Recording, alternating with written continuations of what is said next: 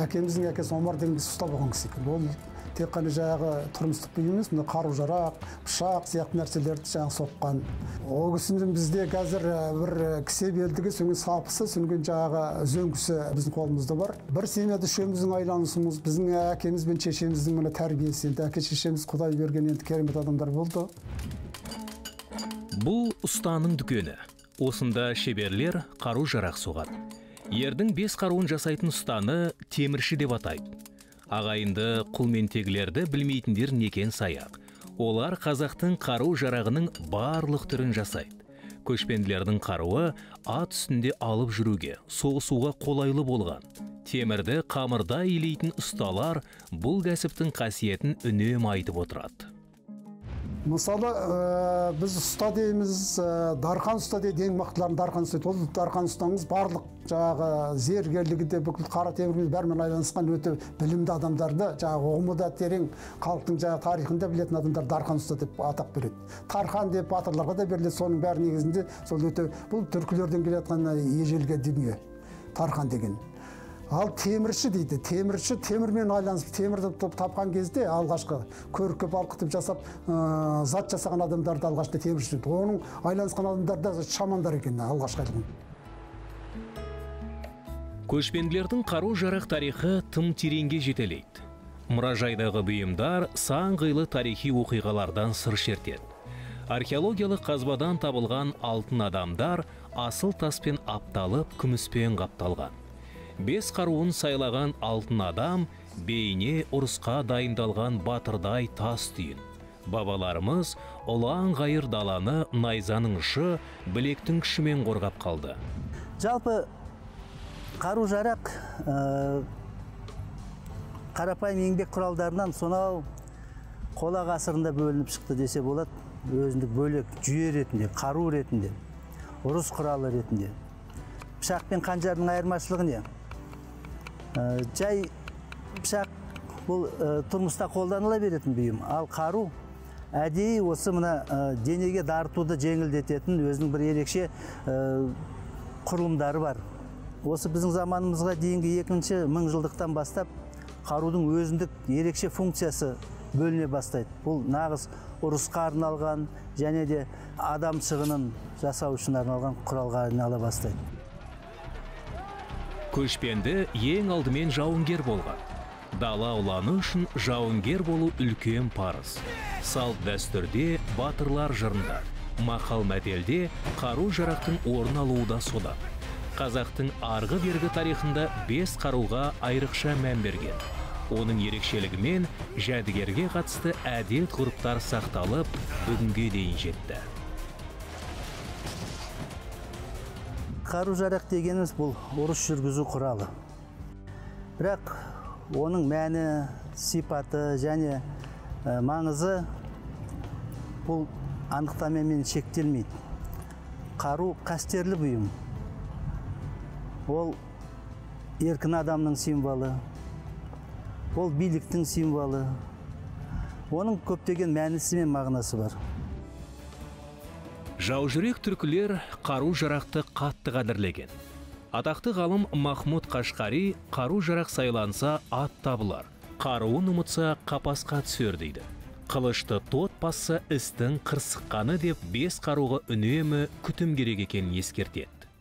Толық қаруды асыну бұл адамның қоғамдағы әлеуметтік деңгейін көрсететін, батырлардың немесе тағы бір ауқатты ортадан шыққанын көрсететін. Оны тек еркін адамдар ұстанатын, еркін адамдар қолданатын, құлдарға қалыру ұстау тыйым салынған. Олардың әлеуметтік статусы бойынша қақы жоқ. Және де қару ол еркіндіктің символы болса, сонымен бірге бұл дауыс беру қақының барын көрсететін құрал болды. Мысалы, Левшин жазады, 19 ғасырда қазақтар өздерінің жиналыстарына міндетті түрде қару асынып келуі тиіс еді. Қару асынбай келгендер дауыстан айырылмақ түгіл, оларға жастар орында бермейтін, о масқара. Сондықтан да көріп отырмыз, мына ер азаматтар әрқашанда өзімен қару-жарақ асынып жүрген ол міндет болатын. Қазақ әлмисақтан көшпенді. Алдымен көшпенді кім деген сұраққа жауап берейік. Көшпенді ұлы дала төсін жаз жайлау, қыс қыстау өткен даланың дара перзенттері. Даламен біте қайнасқан халықтың бойындағы салт дәстүр, әдет ғұрыпта осы даладай дархан. Содан болар көшпенді ұлдары шетінен ат құлағында ойнайтын жауынгер. Тарихшы Арман Жұмәділов қазақтың арғы бергі тарихындағы қару-жарақты зерттеп жүрген ғалым. Ол бес қарудың дала мәдениетіне қосқан үлесі туралы былай дейді. Қазақтың далалық өмірінде, дәстүрлі далалық өмірінде қарудың қатыспаған салты дәстүрі жоқ.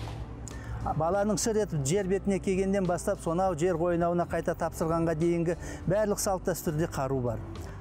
Мысалы, босана алмай қиналып жатқан келіншектің басына ай балтаны қоятын, былайша айтқанда жын перілерді қағу үшін. Немесе киіз үйдің сыртында ер азаматтар жиналып, өзінің қару-жарағымен даңғырлап, дыбыс шығаратын, мылтық ататын, сөйтіп жаңағы жын перілерді қуатын. Немесе баланы бесікке бөлер кезде, сол енді ертең болашақта ер жігіт болсын деп, намысты жауынгер болсын деп, оның көрпесінің арасына пышақ, кездік, қанжар салатын. Тағы бір енді жаңа айттық қой, керек десеңіздер, ана қалың малдың құрамында да қарап отырсаңыздар, 9-9-ның ішінде міндетті түрде сауыт сайман, қару-жарақ жүретін. Берік сауыт кигізді, садағын сала байланып. Ер қаруы 5 қару, 5-еуін тәмам ілгізді. Халық ауыз әдебиеті жырға қосқан 5 қару деген не? Оған қойылар талап қандай? Осы қазақтың сөз тіркесінде 5 қару деген түсінік бар. Сол 5 қаруын сайланды, 5 қаруын асынды деген тұрақты сөз тіркесі нені білдіреді? Бұл батырдың бойындағы толық қаруланған қару-жарақтың кешенін білдіреді. Соның ішінде мысалы ең алдымен ату қаруын айту керек, бұл садақ пен жебе. Шаншу қаруы, найза, кесу қаруы, қылыш немесе семсер, шабу қаруы, айбалта, және ұру қаруы, гүрзіменен шоқпар. Ал осы қарулардың атаулары, қолданыс тәсілдері сонау ерте заманнан қалыптасқан. Осы қарулардың түрлеріне қатысты майданда әскердің құрылымдары да құрылды, бөлек әскер құрылымдары да болды. Садақшылар, найзашылар, гүрзішілер, семсершілер деген сияқты. Ұста Махмұд Құлментегі 5 қарудың бірі найзаның бірнеше түрін жасаған. Мына найзаны біз найза деп қана білеміз, ал оның 14 түрі бар екен. Оның мысалы айтайын, найза дейді, сүңгі дейді, сүңген жаңағы жығалы найза дейді, жыда дейді. Оның жаңағы 5 аспап найза дейді, оның қолданатын мүмкіндіктерін арттырған қияқты найза дейді. Сондай түрлерінің өзінен 14 түрі шықты.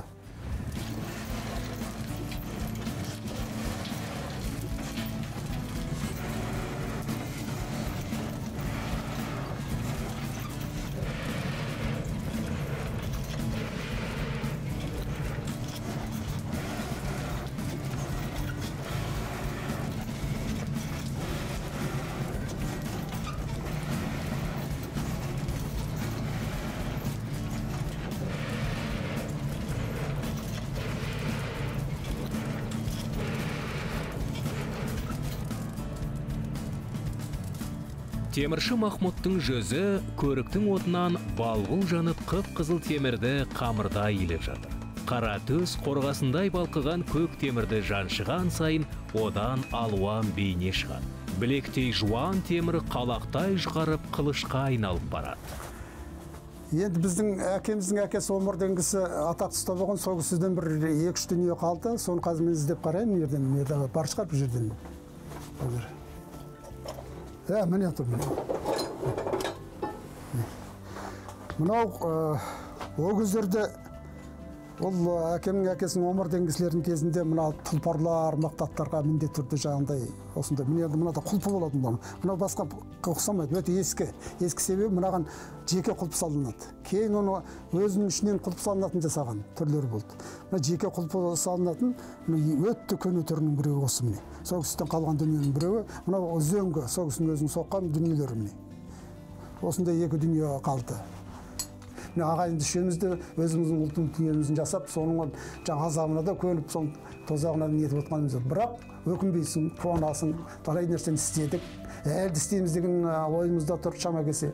Ал бұл ұрпаққа керек. Әлмисақтан ұстахана киелі орын. Ал ұстаның қол ақысы ақшамен, малмен бағаланбайды. Ұсталық өнерде осындай жазылмаған дәстүр көп. Ұстаның қолы ауырады деп, ұстаның еңбегін еш уақытта жемейді. Ұстаның қолы ауырады, сөнген оларды қатты сыйлаған сондай. Кез келген затын жасатқан адам оның ақысын бермей, өзі күнә деп есептейді. Ол тәңір ақысы деп есептеген ұстаның ақысы. Ұсталар үшін ең қасиетті зат бірінші көріп, төс балған не. Олы аламан айқастарда қарынан қиылып, сағасынан сынып кетпейтін батырдың ант берген досындай қару жарақтары әлі де кездеседі. Түркістан облыстық өлкетану мұражайында Кенесары хан ұстаған алмас қылыш тұр. Көненің көзіндей құнды жәдігер.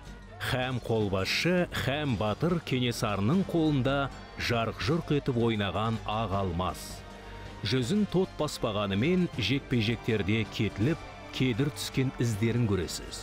Тіпті ұстаның балғасы тиген бедер сайрап тұр. Болаттан құйғандай мінсіз асыл мұраны мұражайға ханның ұрпақтары табыстапты. Әр ұстаның өзінің қару жараққа салатын белгісі бар. Мысалы, Дәуіт соққан қылышты деген бір сөздерді кездестіреміз. Мысалы, мына түркмен халқында соңғы 19 ғасырға дейін мынандай салт сақталған. Қаруға соғылған белгіні талақ деп атайтын. Неге дейсіздер ғой? Өйткені осы сынақ кезінде, немесе ұрыс кезінде осы қылыш семсер сынып кететін болса, онда жаза ретінде жаңағы ұстаны әйелімен ажыратып, соны олжа ретінде, құны ретінде сол жаңағы жапа шеккен жаққа беретін болған. Далалықтар үшін ұста қашан да қадірлі. Оған көрсетілген сый ерекше. Той-томалақта төрден орын берілді. Бірақ оларға артылған жауапкершілік жүгі де ауыр болған. Соққан қаруы ұрыста сынып кететіндей мұрт болмауы тиіс. Шапқанда өтпейтін жасық болмауы шарт. Осындай талапқа сай қару жасай алатындар ғана дархан ұста саналды. Мықты ұсталарды жаңағы көп құпиясын білетін ұсталарды басқа жау дұшмандар ұрлап алып кететін жағдайлар болған. Өйткені ол дүниенің құпиясын біледі. Сондықтан оларды мықты ұсталарды күзетпен ұстаған хандар нелер. Өйткені олар темірдің құпиясын сақтау, ұрпақтан ұрпақ, олар ешкімге айтпай, ұрпақтан ұрпаққа сақтау қасиеттер болған. Жаңағы суғару арқылы темірдің жаңа қасиетін арттыру, қарулардың түрлерін жасау, осы ұсталардың мойнында болған. Оны жетілдіру, дамыту бәрі ұсталардың мойнында. Ал сол теміршілікті меңгерген кейін бар күні осы заманға дейін техниканың дамуы да сол темір тапқаннан кейінгі жетістіктер ғой. Сондықтан ұсталардың еңбегі тарихта өте жоғары.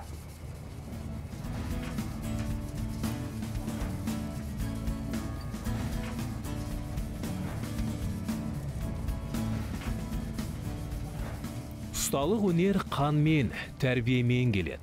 Атадан балаға беріледі. Бұрынғы далалық өмірде бірнеше атаға жалғасқан ұсталар өткен. Осындай ұсталар хан мен батырларға қызмет көрсеткен. Ұрыс қаруының сан алуан түрін жасады. Ежелгі және орта ғасырларда батырлық деген ерекше бір қасиет болды халқымыздың бойында. Осының бәрі әскери жүйенің озықтығына байланысты, және де қарудың озықтығына байланысты, әскери мектептің озықтығына байланысты болды. Ал сол замандардың өзінде ерлікке, жаугершілікке, қаруға аса мән берілген. Үйтпеген жағдайда көрінген көк ала көк аттының қоржында кететін олжаға айналып кетесің.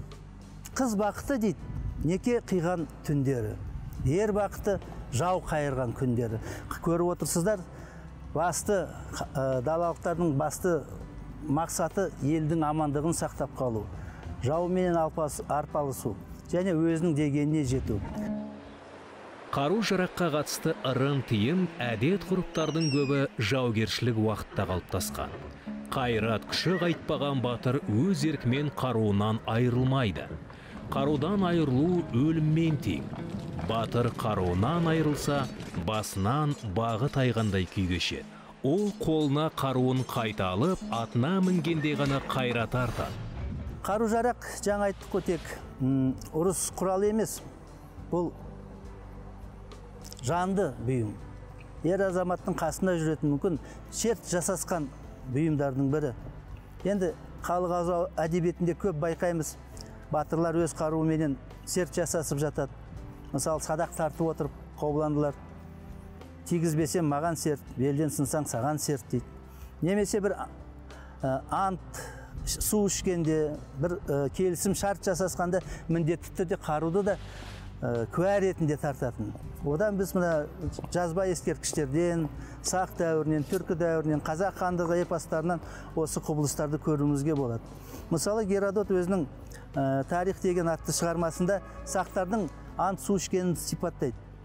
Екі жақ келісуші жақ және ортадағы делдал жақ куәгерлер ант су ішеді. Сонда үлкен қазандыққа ғұрыптық ішімдікпен бірге қару салынатын көрінеді. Семсерлер, найзаның ұшы, жебелер. Бұл не деген сөз? Бұл осы ант су бұзылса, онда осы қару сол анттан, серттен тайған адамдарды жазалау тиіс. Сода мына қазақтың мынандай сөзі қалды. Серт бұзылса, қылыш қанға малынады деген. Немесе қылыш астынан серт жүрмейді дейді. Махмуд Қашқари сөздігінде басында дулығасы, үстінде сауыты жоқ ерді башнақ ер деп атаған. Башнақ ер жалаң қол ер деген сөз. Әдебиетші ғалым Асқар Егеубай осылай аударыпты. Соған қарағанда халқымыздың өмірінде тұрмыс салтында қару жарақтың алатын орны ерекше болған анық. Мына 2016 жылдан бастап біз мына қоғамдық сананы модернизациялау, рухани жаңғыруға бет алып отырмыз, Құдайға шүкір. Осының бәрінде біздің өткен айбынды, даңқты тарихымыз көп көмегін тигізуі тиіс. Өйткені біз мына жастарымызды патриотизмге немен баулаймыз? Ол әрине ерлік дәстүрменен, ерлік тарихменен баулаймыз. Соның ішінде мына батырлық дәстүр. Мысалы, қазақ қоғамында басқа елдерге қарағанда батырлық институт толық қалыптасып болған. Толық бахадур деген атақтар бар. Толық батыр. Бұлайша айтқанда батырлықтың түбінен сона 10-дық басқарудан бастап, сонау бүкіл 300-дің қолбасын басқарған деңгейге дейін жеткен батырлар бар. Сондықтан да мына батырлық институт қазақ даласында толығымен қалыптасты десе болады.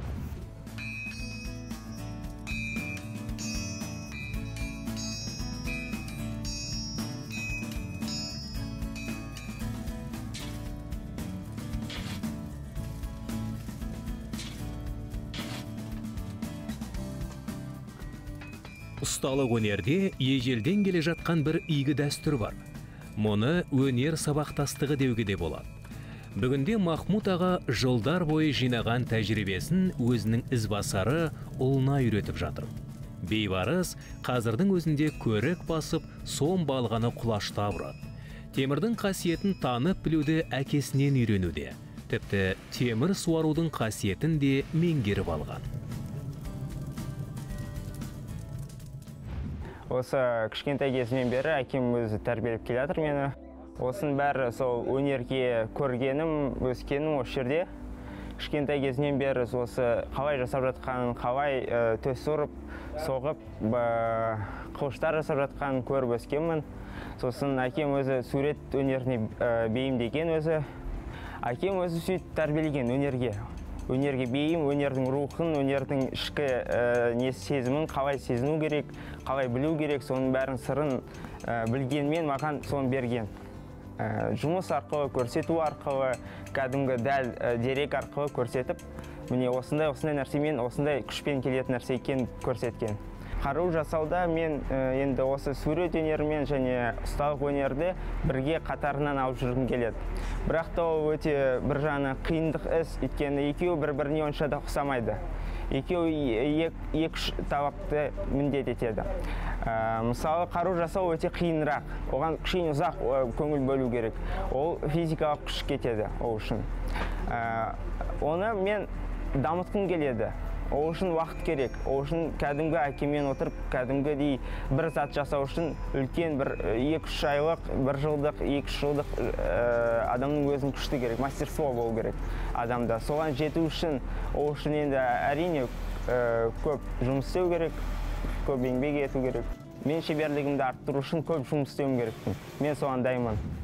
Міне біздің Құлмен әулетінде жетеннің 3 баласы бірдей осы ұсталық ауыр, ой еңбегінде, ден еңбегінде қажет ететін ауыр жұмысқа біз кірістік. Қазіргі мына заманда бұндай дүниеден алшақтап кеткен, табыс әкелмейді бұл. Бұл тек қана рухани байлықты дамытатын керемет нәрсе. Рухани мәдениеті бар, рухы биік адам еш уақытта құл болмайды деген жаңа принципті айтып жүрген біз сол. Ол рухани мәдениет қайда? Оның бәрі біздің өнерімізде жатыр екен. Біздің арғы ескі дүниелерімізде жатыр екен. Қазақ елі тәуелсіздік алып, ақ найзаның ұшымен, ақ білектің күшімен сайын даланы қорғап қалған бабалар арманы орындалды. Дала баһадүрлерінің 5 қаруын сай қылған темірші ұсталар мектебі бүгінде қанат жайып көркейіп келеді. Тарихымыздың алтын тамырындай болған асыл мұрамыз ұлттық мәдениетімізді түрлендіріп байыта түсуде.